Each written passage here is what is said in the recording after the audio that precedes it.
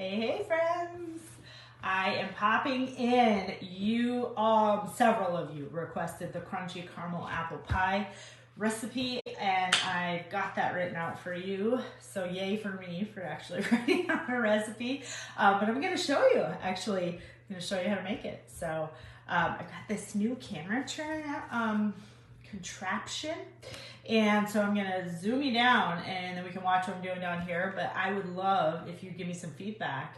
A few people have asked that in the past. This is sometimes hard to see what I'm doing, so I've got this as a solution, but you tell me what you think about it as a solution. Hey friend. So all right, so here we go, folks. Pie, there we go. Okay, so this is that awesome new stoneware pie plate, and then this is just a store-bought crust, and all I did was smush it around the edges. I don't know, because that's what I did. I'm sure there are many people in this group that could teach me a lot about making pies, but in the thought of time, I'm just going with this one, okay? For this, apples, I've got all these sliced, and this, I love to load this up. I also like to clean out my fridge with those apples that are like not quite bad, but almost bad, and that, you know, people would not naturally grab. They're perfect for pies, but any kind of apples will do. And as you know, if you've made anything with apples, they do reduce in size quite a bit. So I'm gonna load this up really, really big because more apples is better, right? There it is, okay? All right, the next thing is kind of goofy. This is just water, and you just wanna pour it over really slow, and this is maybe like about a tablespoon.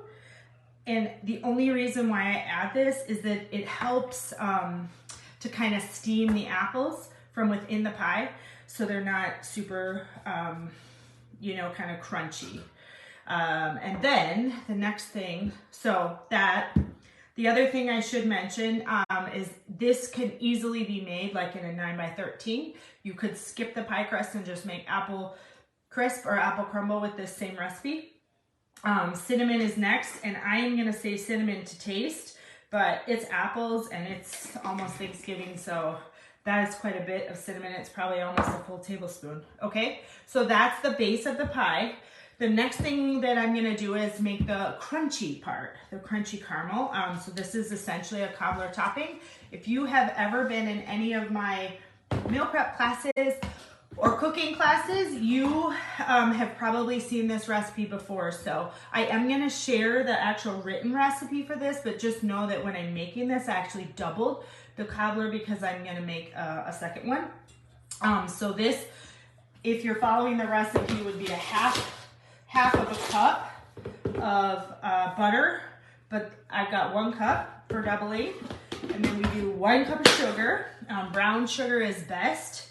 But fun fact, I don't really buy brown sugar. I just use white sugar for everything. And then when I need brown sugar, I just add in a little bit of molasses, and that works. So I'm just gonna mix this. And I always like to do butter and sugar first. Okay, I'm out of regular vanilla extract, so I use this sometimes when I do baking. It is vanilla, but it's vanilla paste. I'll show you what it looks like up close. Look at that, vanilla bean paste. So it subs out pretty equally with, you know, vanilla extract.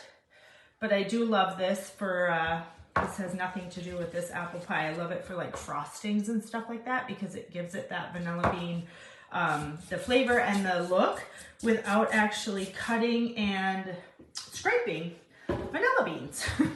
Okay, so now we're here. We've got 1 cup of butter, 1 cup of sugar, and now I'm gonna add 1 cup of flour. If you need to avoid gluten, you can sub out flour for, you know, whatever mix you're typically using for baking. I think most of them now are probably pretty close to a 1-to-1. Okay, and then the last thing I add is oats. And I'm gonna actually add 2, remember I'm doubling this, so I'm adding 2.5 cups. If I was not doubling this, it would just be like about 1 1/4. So this is an awesome topping. Also, when we've done in meal prep, we've actually made this, and then you can throw this in the freezer for later times. But this doubled amount would make enough for a 9 by 13 of any kind of fruit cobbler. And so those of you who have tried this, I know a lot of you have before. This was the original place that I got this from. Okay, so the next thing we do then is we just simply put this cobbler on the top, okay? And I'm only gonna use half and try not to make a huge mess. Okay, and then that's it. I just like to kind of push it all down so that it all, as the apples cook and reduce, it all just kind of drops to the bottom. But that is it, you guys. So the next thing I will do when you bake this, you will want to, thank you. Your children would love making this, Di.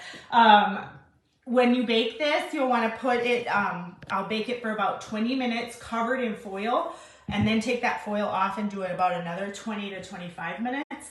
Otherwise, your apples will not get quite done. So that foil will help with the water to steam them. And then the crunchy caramel part is simply, before you eat this, you're gonna drizzle caramel sauce of any kind. This is a store-bought one. You could make your own.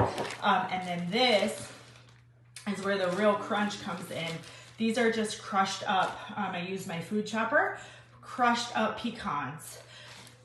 If you have candied pecans, those will work as well, but you can have fun with it. And then obviously ice cream, whipped cream, all the creams go amazing with this. So there is the demo of how you make this pie. It sounds so fancy, but it really is not. I don't really make pies. This, I think, is the only one, but we love it. And I have a lot of apples, so it's a great one to make. I'll show you a picture when it's all done, but I will also give you guys the recipe. So let me know if you make it and what you think. And then also tell me your thoughts on this whole zooming up and down cooking demo. So there you go. Enjoy, everybody.